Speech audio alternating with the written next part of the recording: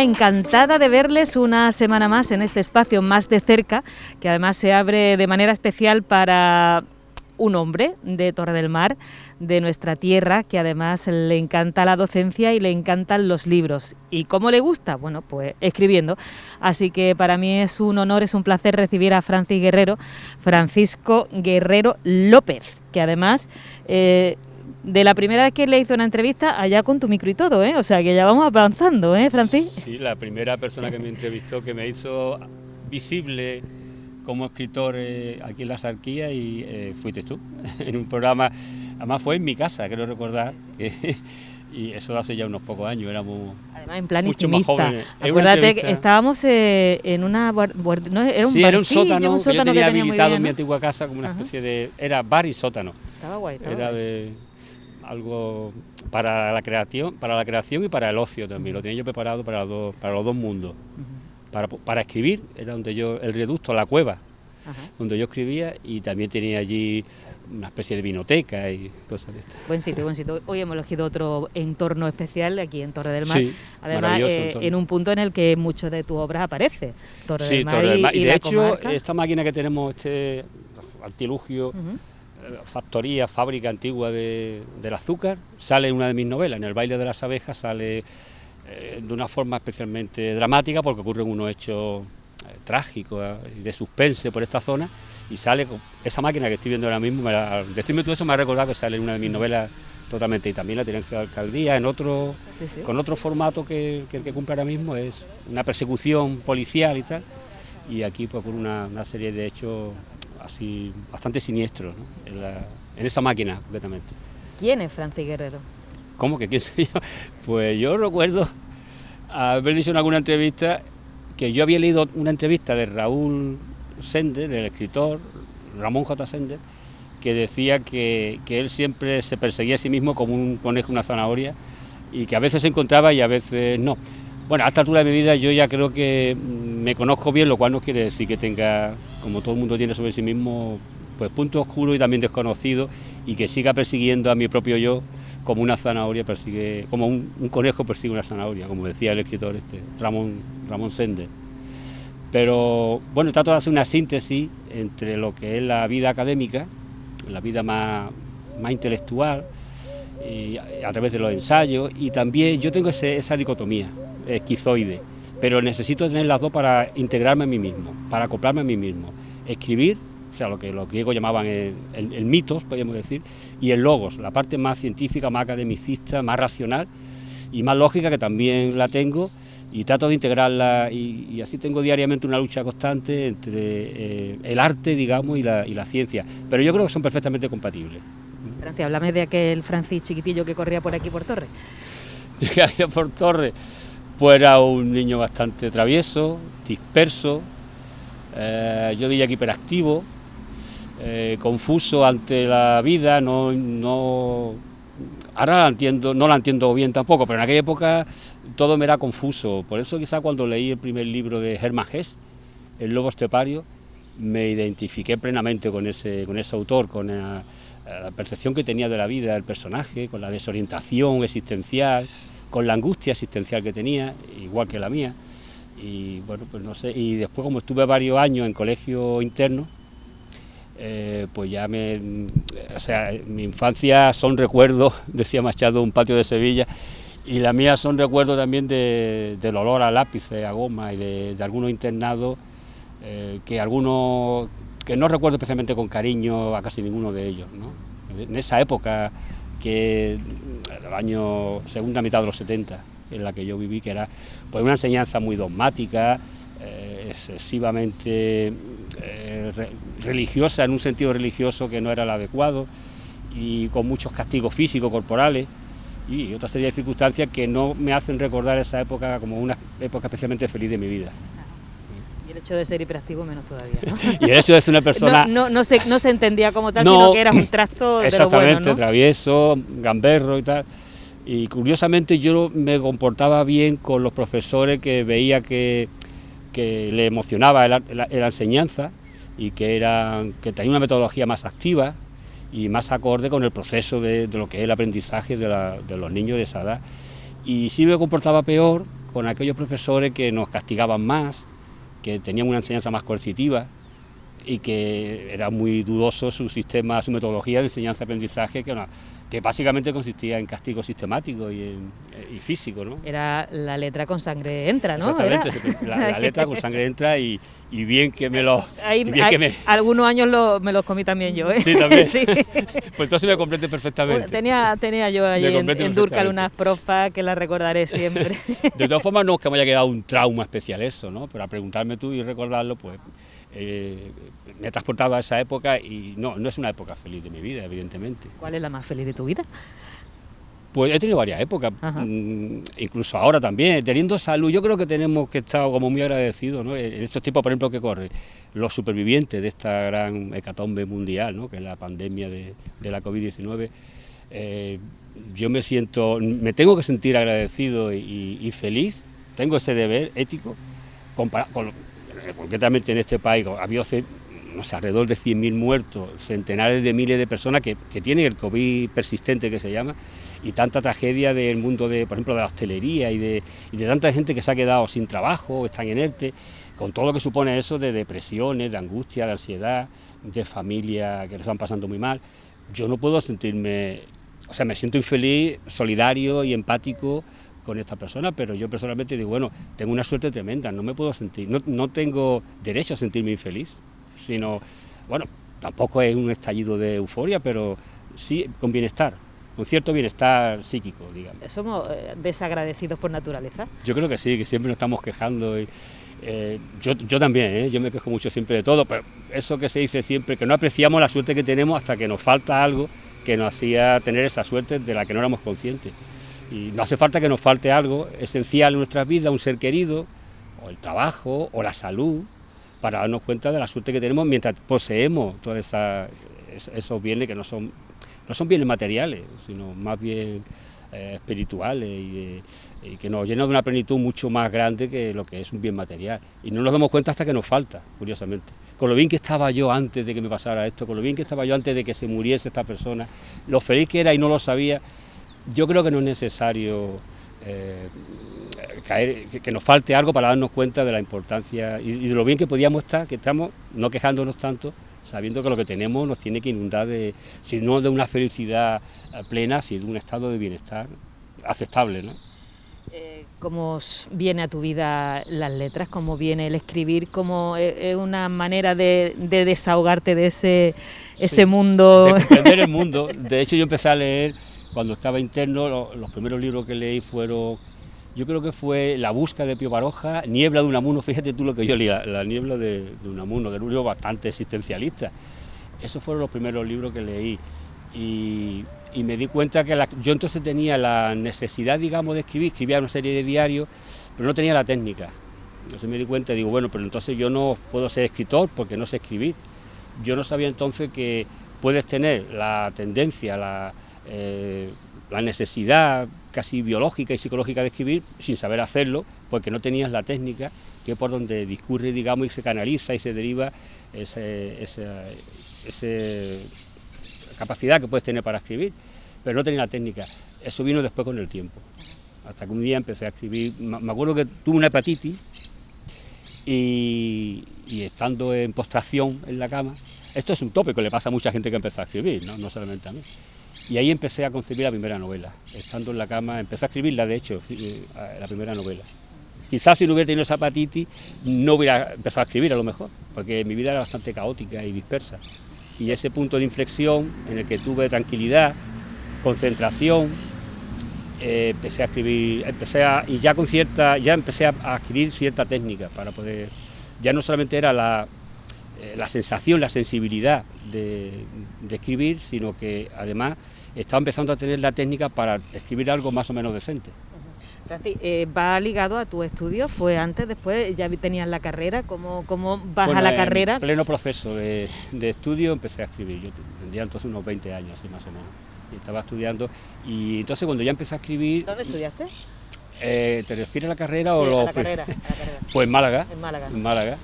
Hice magisterio en Málaga, pedagogía, en Málaga, en la Universidad de Málaga, en la que al final me quedé trabajando hasta ahora, que llevo ya 35 años impartiendo clases. ¿Te gusta? me encanta, me apasiona dar clases. Decía Confucio que si tú encuentras un trabajo que te apasione, no estás trabajando. Yo no me siento que esté trabajando. Yo se lo digo a mis alumnos, digo, yo es que si yo pagaría por daros clases, y me dice mi alumno, pues darnos 5 eurillos a cada uno. Es que yo disfruto mucho, me apasiona dar clases. ¿Qué te aporta? Me aporta mucho, me acopla a mí mismo, me evade, yo estoy explicando y no sé, mira, te pongo una anécdota, yo estaba explicando hace poco antes de la COVID-19, y hacía una tormenta sobre Teatino tremenda, y se fue la luz, y yo no fui ni consciente de todo eso, estaba en pleno estado que se llama flow, de fluir, y me decía mi alumno, profesor, que es que no hay luz ni nada, que está cayendo una tormenta tremenda, y digo, ¿así? ¿Hace tormenta? Fíjate a qué estado llega uno cuando algo le gusta tanto, que se sumerge en sí mismo y está explicando, en este caso dando clases, impartiendo clases, y yo no era consciente de que no había ni luz en el aula, se había apagado el proyector, vamos, el cañón y tal, y estaba lloviendo muchísimo, muchísimo, hasta el punto que los alumnos se estaban asustando, y yo no era consciente de nada de eso, de lo que me gusta a mí, de cómo fluyo, también pasa cuando escribo, me concentro. Yo, por ejemplo, colecciono comidas quemadas al escribir, porque ollas express me han quemado 3 o 4, porque se me olvida que la tengo puesta, o pongo, no sé, recuerdo unas habas que puse y se me quemaron completamente porque no, y fue el olor a quemado el que me llamó la atención, digo, huele a quemado, qué raro, y ya salí corriendo por ¿Cuáles son tus hobbies favoritos, aparte de quemar comida? Pues el deporte, sin duda, el deporte, la lectura, sí, y el voluntariado últimamente también. El deporte lo hago desde los 14 años, y yo empecé haciendo taekwondo, artes marciales, y siempre me han gustado las artes marciales, y lo sigo haciendo, casi a diario hago deporte. Tengo, precisamente lo leí en la novela Niebla de Unamuno, que fue quizá la primera novela que leí. Empieza la novela y dice Augusto, que no sabe por dónde va, que sigue un perro porque está desorientado en el vaho de la niebla asistencial en la cabita, y dice, y tenía un concepto deportivo de la asistencia. Recuerdo que decía esas palabras. Y yo tengo también un concepto deportivo de la asistencia, necesito hacer deporte. Y después descubrí que al hacer deporte intenso se generan beta-endorfina, que es un opiáceo endógeno natural que te hace sentirte mejor, ¿no? Sin necesidad de tomar otro tipo de sustancias que también la activan, pero que son después, paga un alto precio después por el alcohol, etcétera, etcétera, ¿no? Y con el deporte se consigue también ese estado de bienestar psíquico, ¿no? de optimización de las funciones cerebrales. Mente sana, cuerpo sano. Sí, exactamente, yo creo que sí. Y comida quemada, eso me ha encantado, me ha encantado. Sí. Qué bien. Qué a gustito estamos, ¿eh? Eso sí. Es muy bueno también. Tener sus paradas en el día y sí, ser conscientes de lo bien que estamos. Sí, lo que es la atención plena, el mindfulness, ¿no? Ser consciente de lo que tiene. Ya lo decía Horacio hace 2000 años, ¿no? Carpe diem. Esa poesía famosa que todo el mundo conoce, disfruta del día, disfruta el instante. Claro, lo que se lee menos es la parte segunda de esa poesía.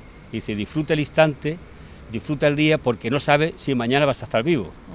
Pues disfrutemos ese instante.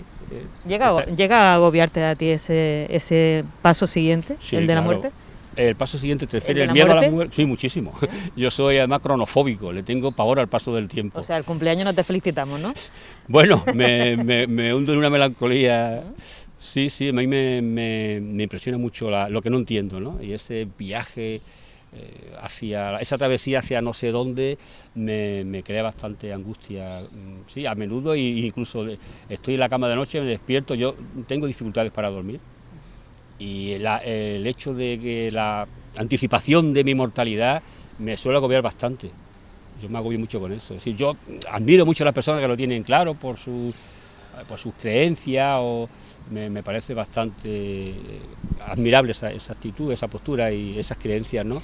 Pero yo no lo tengo nada claro y yo no sé hacia qué tipo de oscuridad o de abismo o de no sé, o también puede ser de claridad vamos cuando nos morimos. Y a mí me da mucho miedo la muerte, me impresiona muchísimo. Y en todas mis novelas hay alguna reflexión sobre la muerte, siempre.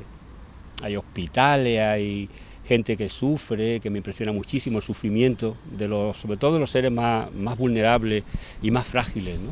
Tanto las personas y también los animales. Yo Y los telediarios a mí cada vez me impresionan más cuando veo estos niños bombardeados en Siria, es que se me saltan las lágrimas. No sé, yo creo que con la edad se hace uno más sensible además, ¿no? A mí me ha impresionado siempre mucho eso, pero con la edad me hace más sensible, hasta el punto que se me saltan las lágrimas. Con el sufrimiento, siempre me ha impresionado mucho el sufrimiento de las personas. Siempre me ha resultado difícil de asimilar el sufrimiento, ¿a qué viene el sufrimiento? ¿Por qué? Y cómo unos seres humanos infligen sufrimiento conscientemente sobre otro. Es uno de los enigmas que no sé si... Y a veces pienso que nuestra especie, el Homo sapiens, es bastante cruel. De todas las especies que han poblado la Tierra, que por lo menos hemos sido 6 de seres humanos, yo creo que nuestra especie es con diferencia, la más cruel, ¿no? En función del análisis antropológico y forense. Ya hace 2 días leí en algún periódico pues una matanza de nuestra especie de hace unos 14.000 años. Ya teníamos, y leyendo la historia nos damos cuenta siempre las invasiones de unos pueblos sobre otros, los exterminios, en fin, no es una cosa que me agrade como miembro de esta especie, a la que también tiene cosas maravillosas, y evidentemente. Francis, ¿te identificas con tu apellido? ¿Eres guerrero? Pues a veces sí, yo creo que sí. A veces soy reivindicativo y además hay una cosa también personal que supe no hace mucho tiempo, que es que mi bisabuelo estuvo en la guerra de Cuba, mi abuelo en la guerra de África, y mi padre sí sabía que había estado en la guerra civil, en todos los frentes de batalla. Pero vamos, no sé si por eso yo fui objeto de conciencia. Imagínate, yo fui... Tu guerra la tenía ya clara, contigo mismo. El primer objeto de conciencia de Málaga que no fue a la cárcel. Ajá. Y yo por ahí conservo la carta, ¿no? Y tengo el número 256. Ajá. O sea, yo tenía claro que no quería hacer la mili, ¿no? Ajá. Pero eso no quiere decir que no me guste ver en la televisión las batallas, las grandes batallas, los grandes generales, todas esas cosas, ¿eh? Eso sí me gusta verlo a veces, ¿no? Entre otros programas que yo veo del universo y de miles de historias y documentales, también veo las grandes batallas de la humanidad también para explicarme a mí mismo cómo es posible que se produzca. También evidentemente hay también genios militares, eso también es evidente, ¿no? Francis, háblame de tus niños. Tenemos el último, que es el doble de Picasso. Sí. Pero bueno, sí, tenemos... Pues yo venía aquí a hablar de mi libro. Sí, porque además yo las veces que le he entrevistado ha sido para hablar de sus niños. Sí. Y bueno, la verdad es que nos metes en historias súper especiales. La de El baile de la abeja tuve la oportunidad de leerlo, otras más. Pero esta nos llama poderosamente la atención, quizás por el personaje, que evidentemente es donde gira toda la trama. Nos llama la atención por a quien quiere parecerse e imita constantemente, el doble de Picasso. Sí, a Pablo Picasso. Que es malagueño, ¿no? Sí, el personaje que tiene un comportamiento un poco autista. Te tengo que decir que en la novela aparecen 2 personajes con diversidad. Una mujer con diversidad funcional motórica, que está en una silla de ruedas por una lesión medular, y el personaje que tiene un comportamiento un poco autista. Ya desde el comienzo tiene una fascinación por las tonalidades cromáticas y la muerte. O sea, el personaje se ha fijado en que todos los familiares que han muerto de su entorno mueren de un color diferente. Un tío se pone muy negro, su padre se pone amarillo, su madre de un blanco translúcido, otro familiar se pone de un verde en descomposición, etcétera, etcétera. Es una característica muy autista, ¿no? El hecho de relacionar los colores con algún estado de ánimo, con días de la semana, etcétera, etcétera.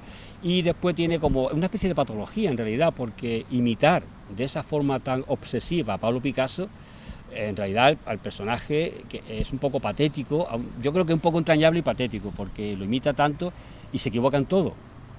Es que de entrada no tiene evidentemente el talento que tiene Picasso para pintar, lo imitan las mujeres y le sale todo mal con las mujeres, claro, porque al final Picasso decía siempre que le gustaban las mujeres rubias, pálidas y evanescentes, y él se enamora de una mujer muy morena y que está en una silla de ruedas, que tiene tetraplegia, así que le sale todo mal y no vende ni un solo cuadro, y precisamente en lo que no lo imita sí se parece un poco.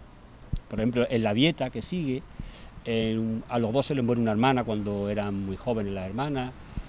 En la novela los padres de ambos son profesores de Bellas Artes. En eso no tiene que imitarlo, pero en otras cosas imita. Picasso tiene una banda, la banda de Picasso. Él intenta tener una banda también, y la banda es una banda de full contact que conocen en el gimnasio. en fin, no le sale nada bien, ni siquiera esa relación con esa mujer, porque ya la novela empieza de una forma un poco trágica, ¿no? Que no lo voy a adelantar por si algún hipotético lector la compra, ¿no? Nosotros lo que recomendamos es que indaguen, que bueno, que tenemos en la librería esos hijos de Francis Guerrero, que los disfruten, porque además tenemos un poco de todo. En cada libro, afortunadamente, tu imaginación se desborda y puedes tocar diferentes palos. Este es más relacionado con tu trabajo, la diversidad. Sí, hay otros más relacionados con la universidad, que es el puente de los alemanes. Pero bueno, este estaba más... Yo sí realmente... algún vínculo biográfico puedo tener con el protagonista, porque yo también empecé a estudiar Bellas Artes cuando era pequeño, y yo recuerdo una anécdota que aparece novelada en esta obra, que es que el personaje, la profesora le pone a pintar una oreja. Solo en aquella época se pintaba una oreja, una nariz, una mandíbula, y después se pintaba el rostro entero. Yo no salía de la oreja. Entonces, claro, eso me da ahí mucho juego literario, ¿no? La oreja, los niños se ríen de este niño que parece que le está hablando a la oreja, que escucha a través de ella, y toda esa historia, ¿no? Pero claro, yo creo que a la oreja alcancé la perfección, porque estuve un año pintando una oreja, hasta que ya me harté de la oreja y de Bellas Artes y de esta profesora. Más fácil escribir un libro, ¿no? Sí. No, yo es que empecé pintando, ¿no? No se me daba mal la pintura, pero lo dejé abandonar por completo, porque tenía que centrarme en algo. Sí. No, ¿para fogar o para matar gusanillo del recuerdo? No, hace unos 5 o 6 veranos volví a retocar un cuadro que había pintado, pero no he vuelto, y hacía 20 años que no hacía nada de eso, no es una cosa que requiere también mucho esfuerzo, de tener un estudio, tener una serie de... y no, me gusta más la intimidad y la soledad que me propicia más escribir que pintar o hacer a lo mejor algún tipo de guión cinematográfico, que también he hecho algunos cortometrajes y eso, pero eso requiere de un equipo importante de personas y mucha inversión también económica, y a mí me permite más, por mi tendencia, digamos, natural de la soledad también, eso me gusta más la escritura. Oye, ¿qué música le pondría a esta entrevista? ¿Qué música le pondría? Pues Schubert, porque hay una parte de la novela en la que el personaje escucha mucho a Schubert, entre Schubert y Led Zeppelin. Ah, vale, esa es tu tendencia también musical, ¿no? Bueno, me gusta la música clásica y el rock, y también los cantautores, me gusta toda la música buena. Muy bien. Pero en la novela el personaje, por una serie de razones, y hay un capítulo que se llama Las noches de Schubert, que sí. No. Francis, si el Francis y aquel trasto estuviera aquí sentado ahora mismo, ¿qué crees que estaría pensando de ti? Yo no sé si hubiera habido empatía o... ese Francis, si ve al otro Francis, ese desdoblamiento, no se lo creería, creo yo, ¿eh? Te miraría con ojos extraños. Yo creo que sí. ¿Eso ha hecho con mi vida? Exactamente. Este hombre que odiaba la escuela, es profesor de universidad. Sorprendido. Este hombre que